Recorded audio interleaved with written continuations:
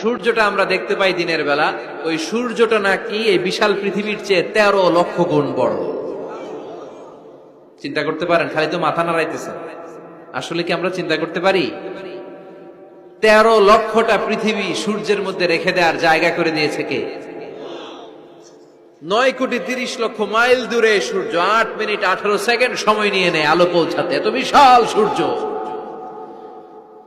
তার মানে কি সূর্যটাই সবচেয়ে বড়? এর চেয়ে অনেক বড় বড় তারা আছে।